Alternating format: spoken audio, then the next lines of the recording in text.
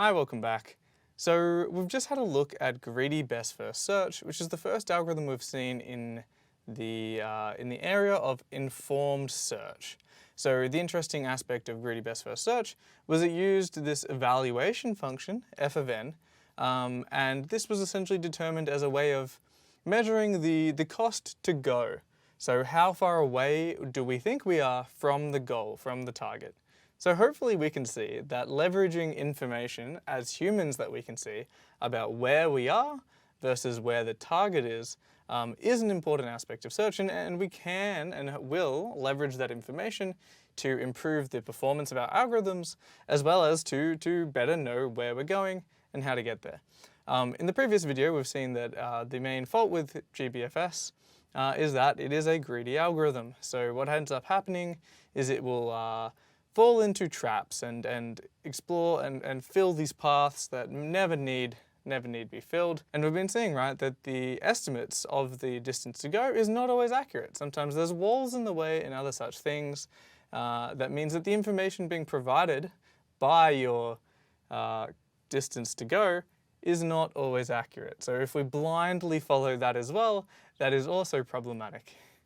So all of this brings us to the Astar algorithm. So the Astar algorithm is extremely important. It is perhaps the most ubiquitous pathfinding algorithm, and it is a driving force behind a lot of the technology in your everyday life and in a lot of the things that you interact with and use that you may never have known.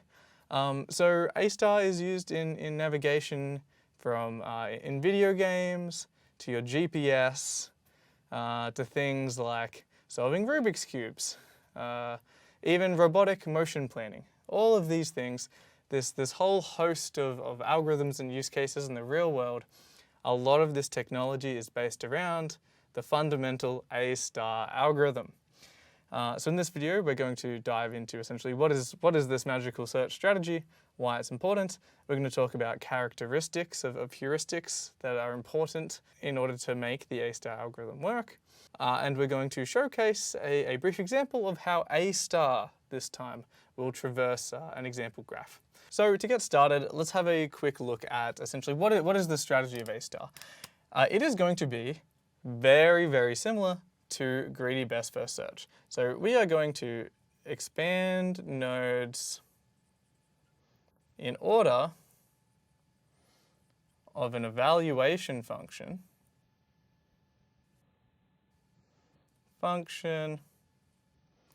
f of n. Okay, so at this stage, this is exactly the same as we've just seen for greedy best first search. Well, what's the difference? This time our evaluation function is going to be defined differently.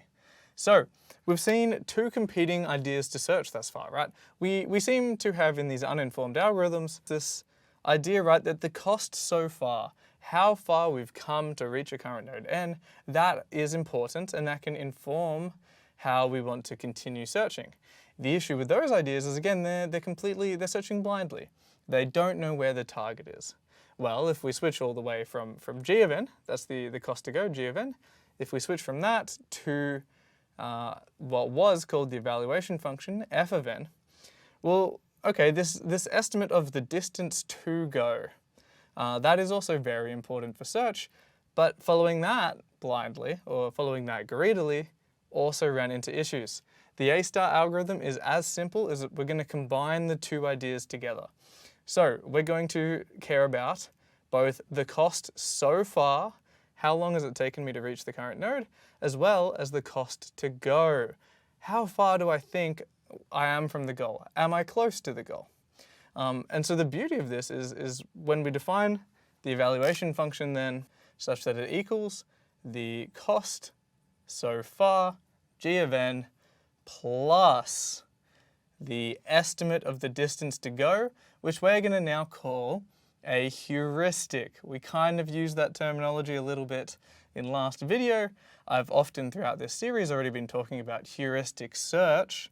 Well, here we are. We're finally dealing with what a heuristic is, and a heuristic is just an estimate of the distance to go. We're calling that h of n. Again, these are just standard terminologies. But the Astar algorithm is, it seems rather simple, right? We're just going to combine the strengths of both of these approaches together, and we're going to see that it has substantially better performance and has these really, really nice guarantees.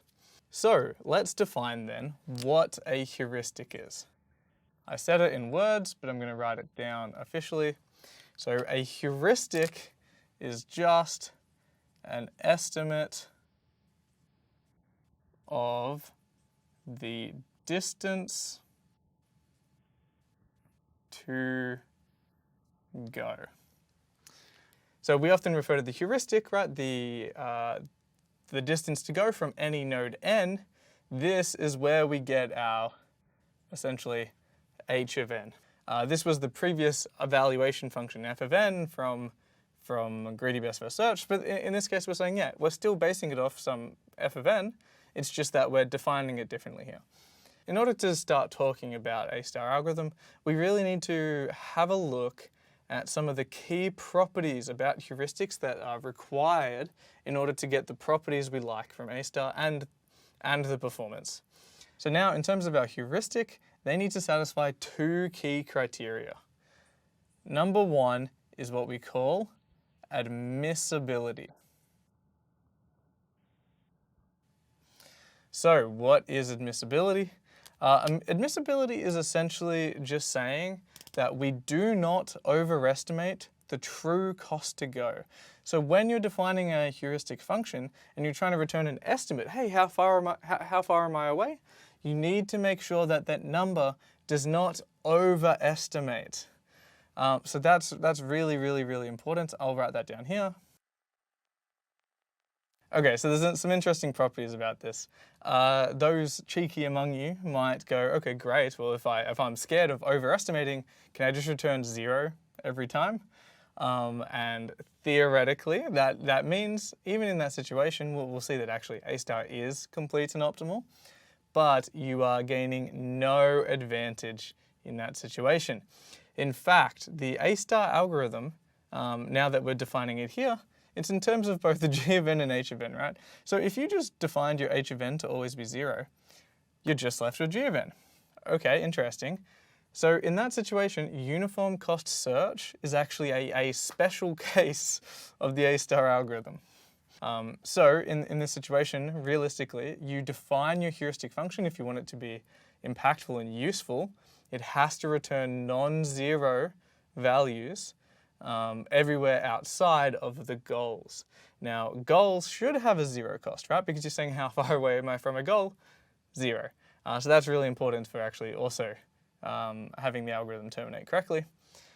So I'm also going to write admissibility mathematically here. So here we're just saying that for some h of n, right, the property always has to hold for a heuristic to be admissible is that this is always less than or equal to the true cost, right, the optimal cost of the solution, c of n. And then this must hold, of course, for all n. Okay? So that makes sense. So realistically, admissibility is like this global constraint, right? We're saying for across the entire domain, your heuristic function has to never overestimate the true distance to go. Well, the second criteria that's really important about heuristics is when we actually zoom into the local regions, the nature of the the surface itself. So this is what we're going to be calling consistency. So consistency is just saying that our estimates of the distance to go are going to monotonically decrease towards the goal, right? The behavior we want from our heuristic functions is that it leads us directly to the goal and that it's consistent in that bias. So I'll write that down from n to t. So from any node n as we approach the target t or the goal g, we often use our goal and target interchangeably. As we are continuing search and moving from one node to its neighbors, every time we're making that step, we really need it to, when we say monotonically decrease, we mean that the function isn't going to skip around, right? It isn't going to give us misleading estimates. Oh, right now it says I'm really close. I take one step towards the target and all of a sudden it says, we think you're further away, right? The function itself has to be this decrease, monotonically, only decreasing as it approaches the goal. This is kind of like this local reasoning. So mathematically, this is just the triangle inequality, which is a foundational aspect in a lot of proofs and inductive steps, in a lot of computer science algorithms. So we see this concept come up time and time again. You may have seen this in one of your first to third year subjects. So I'm just going to draw up a brief example then of what this looks like for our neighborhoods before I write down the mathematical inequality itself. So we're at some node n. This is where our heuristic is being evaluated from. We're trying, of course, to get to the target t. Okay? This is our estimate, h of n. It's giving us the idea, the estimate of how far we have to go. What we're saying is that in order for a heuristic to be consistent, we're looking in its local neighborhood. So I have actually made the move here. The move from a node to its neighbor n prime. So this is the actual cost from n to n prime. The cost of the action. So in your graph, right, if it's a straight move, maybe the cost is just 1. But this is, whatever it is, this is the real cost between the nodes. What we're saying is that from this new node, right, of course we'll also then have another heuristic estimate. Okay, so what is really important for search, for the Astar algorithm to operate happily, is that in order for the heuristic to be consistent, we need the triangle inequality to hold. So what is the triangle inequality? Well, we're saying h of n has to be less than or equal to, right? The hypotenuse of this triangle here. The triangle it's a poorly drawn triangle. That's my bad. But the hypotenuse of the triangle, our h of n, has to be less than or equal to the sum of the other steps, right? The sum of the other sides. So here we have c of n to n prime plus h of n prime.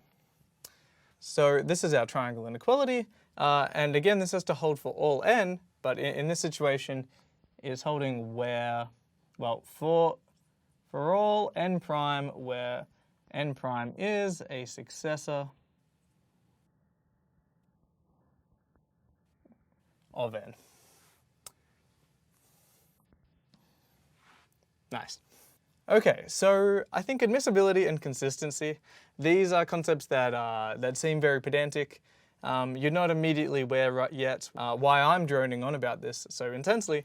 I'm going to spend an entire video kind of going over the actual proofs of optimality and things like this in Astar, where we're really going to dive into kind of like a geometric understanding of these two properties, similar to kind of like the diagram I've drawn here, and where we'll truly show why these are important. However, simply just in terms of talking about Astar, I would be remiss to not address these early on so that we can understand the key properties that are necessary in our heuristic functions for any of this strategy to actually function effectively. So the final point I want to make in terms of admissibility and consistency is actually their relationship to each other. So admissibility is kind of like this global constraint, right? From any node all the way to the target. We're talking about that estimate. Consistency, on the other hand, right, is this local version of the same reasoning. It's talking about the relationship between a node, any node n, its neighbors, and their estimates to the target. So what's important to know is that consistency implies admissibility. So if you have a consistent heuristic, it is always admissible as well, right? So what we're saying essentially is that if these properties hold true at a local level, right, at every triangle you can draw in the graph, then of course it will also hold true in the global sense, right? It follows rather naturally. But yeah, so if a heuristic is consistent, it means that it is also admissible. Now, this implication is one way. An admissible heuristic is often consistent, but does not necessarily mean that it is consistent. We will see that inadmissible heuristics lead to very strange behavior in Astar, this idea of re-expansions, and we will also investigate the troubles and woes that come in that avenue in another video. But yes, so when we're talking about the optimality and completeness of the Astar algorithm, well, Astar is both complete and optimal if its heuristic is both consistent and admissible, which is also equivalent to just saying Astar is complete and optimal if the heuristic is consistent. Now, with that said, let's move over here then and give an example on a graph of how the Astar algorithm is going to work. Now, a little different to some of the other videos we've been doing, I'm going to define a strange looking graph because then we can really better identify how the behavior of Astar will jump around between different nodes and how it's ranking things differently. So bear with me as I draw up the example and then we'll continue. I've drawn up the following problem. So we have a series of nodes from A, B, C, D, E, F, G, H, I. We are going to be searching in this example problem from B to H. So I've labeled these separately here as the start node as well as the goal node. Some of the other examples, I just happen to have the goal node be node G. I'm representing it here as a large capital letter G. This is the goal, this is not. Now, just to help out as well with our definitions here, because we often use start, target, goal interchangeably, I'm also just reminding you when we're talking about consistency, we're talking about from some random node n to the target, or in this case, the goal. So let's dive into this. Now, the first thing to note as well is I have this strange table here. So we haven't been seeing this in the other situations as well. Here I'm defining the h of n values, right?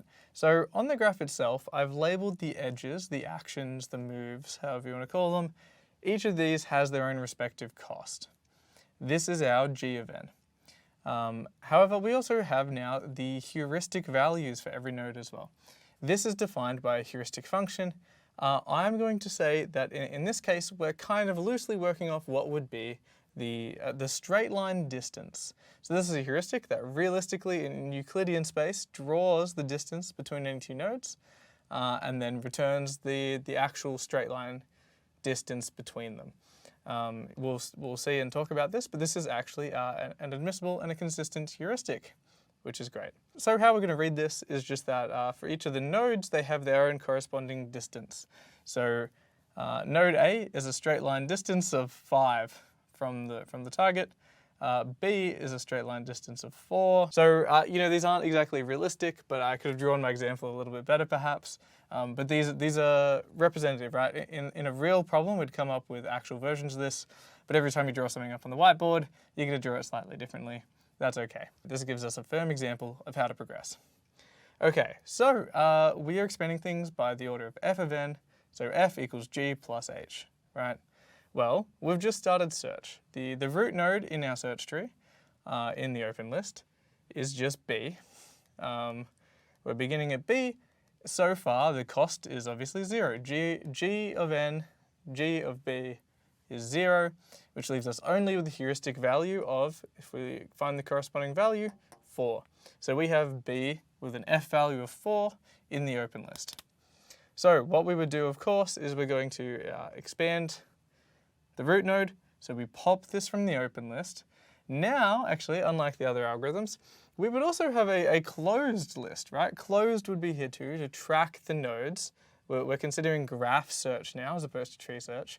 So closed is a data structure similar to open that's going to keep track of all the nodes we've already expanded and popped from open. Just because that's a bit tedious, I'm not going to bother writing that down here, but it's important to note that closed would exist in this situation. So anyway, we expand B, the root node. We are going to, from B, right, you're going to find the two children, the two actions you can take, the two places you can be of both A and C. So let's look at C first. So C has a G cost, an action cost of 2, plus now we're also estimating how far away do we think C is from the goal. Well, our heuristic is telling us that C is 4.5 away. So 4.5 plus 2, we find C with 6.5. Okay, Then we're going to put in next, and remember the open list is ranked, it's a priority queue, and it's sorted by f of n. We're also finding A. So we put in A with a cost of a move of 3 plus the heuristic value of A, which is 5. So that is 8 altogether. Okay, so we progress as you would expect. So we now expand C and pop this from the open list. We find its children. We're doing graph search. So now, because we have a closed list tracking the fact we've already seen B and C, from C we wouldn't add the root node back in. We ignore that from search. So all we're finding from C is a new node. The only new node it's finding is D. So D is being added with a cost so far of the full path, right? Cost so far tracks the full path, the full cost to the current node. So that is 2 plus 2 plus its heuristic value, 2.8. So it is being added in with a 6.8. And then of course A is still in the open list. Okay, so next step, we expand D. From D, we've already found C, so what we're doing is we're finding E now. Well, E has a cost of 2 plus 2 plus 2, G equals 6, and then we also see that it is a heuristic value of 2, so we put it in with 8. So now remember, this is where tie breaking comes in. You can tie break in any way you want. These two nodes both have an F value of 8, so we're happy with either. One of the standard ways to tie break in the Astar algorithm as our first round of tie breaking, sometimes you might want to need to tie break beyond that, depending on the size of the problem. But a really common way is to tie break in favor of the largest G value. So what that actually means for search, right, is we're saying, hey, prioritize the versions of the nodes. Sure, both node A and E are both in the open list. They both look equally promising right now. But we're going to prioritize the ones where we've moved the furthest, right? So you're kind of trying to prioritize the version of the path that's already explored further. So that's a common way, and it often has really good performance boosts when we use tie breaking by G-cost. Again though, it technically doesn't matter, and you can choose that anyway. But here I'm going to put in then E first with 8, but we also still have A with 8. Okay, so in this situation then, we expand E, we find F, this is now 8 plus 2.8. So F is going at the end with 10.8, and we still have A with 8. Okay, so we expand A. Now we find two nodes this time. We find both I, which has a cost of 7 plus 3. So I is going to go in with a cost of 10. F is still here with a 10.8. But we would see when we find H, so this has a cost of 8 plus 0. This was our goal. The heuristic value of the goal should always be 0, right? You're telling it, hey, we don't have any further to go. That's an important aspect of this. So H goes in with 8. That means it's our next node in the open list we're going to expand. Now, it's been a long time since we covered this in the initial pathfinding algorithm videos. Just remember that in these search algorithms, you're only allowed to terminate search when you expand the goal node, right? So imagine H went at the end of the list here. We would not be able to terminate just because we found the goal. In order to ensure that it's expanded with its optimal cost, the best cost to reach that goal, we haven't yet proved that it was the best cost to get there until we actually expand it. There might have been another route that we hadn't yet seen, and when we do a few more expansions, it would pop in and we'd find it first. So just really keep that in mind. However, here H is ranked at the front of the list. We are going to expand it first. That is our goal. And because that is our goal, we get to be done. And now that we're done as well, we get to see that the actual cost of the path, the real cost of the solution found, is just the cost of the actions, the cost so far, right? Which is 8. So we have found the goal with a path of 8 through expanding in the order of the Astar algorithm. We could have used different heuristics and so forth. But yeah, this is the main idea of the Astar algorithm. So in this discussion, it's obviously also important to talk not only about the completeness and optimality of the algorithm, it is both complete and optimal, but also in terms of the time and space complexity. So the Astar algorithm simply has another worst case time and space complexity of O of B to the D. So what's interesting there is that this actually places the Astar algorithm, which I seem to be positing to you as a superior algorithm, in the same worst case complexity as UCS, uniform cost search. So what's interesting to note then, right, is like in terms of these worst cases, this is not always painting the full story. So despite the fact that when Astar really struggles, it will perform similarly to UCS, that is not the case when we measure our empirical, our experimental, and our practical performance. So when we're solving real problems, there is this third picture that enters the equation. It's really important to talk and know about the worst case, right? This is important for guaranteeing a minimum functionality of our algorithms, right? But also practical performance is very important. This is often what is really being measured in practice. And so the Astar algorithm does very routinely, very consistently outperform UCS despite these similarities in their time and space complexities. At this point in time, you have a good idea of how this is working, how we can conduct search, but we have not yet really been able to see and give you an intuitive idea of why this is such a powerful algorithm and why it's so ubiquitous in the literature. So please join me then in the next videos where we talk about what are heuristics, what are examples of other heuristics. We're also going to talk about how we want to choose the best heuristic, right? Not all heuristics are the same. How do we know which function we want to use? How do we want to know how to define new functions? How can I create heuristics for a new, different problem, for a unique problem that I've come up with? We're also going to look at essentially now some visual interpretations of how the algorithms I've seen thus far stack up against each other. So please stay tuned in order to see things like BFS, DFS, UCS, GBFS, and the Astar algorithm compete then on grid maps, and you can start to see the speed and the behavioral differences between the algorithms. Everything from here on out, I think, becomes a lot more interesting, and we have a lot more to work with. We've finally worked our way up to the tools of the Astar algorithm, and we're getting to state-of-the-art, which improves upon these ideas, but really is grounded in the Astar algorithm and the guarantees that it gives us. We are also going to prove why Astar is optimal, give you a visual proof of that, and then we're also going to discuss how the Astar algorithm still has faults. We're going to be talking about its main drawback, which is essentially what we often call the fill-in problem. Astar loves to fill in rooms. So stay tuned for that.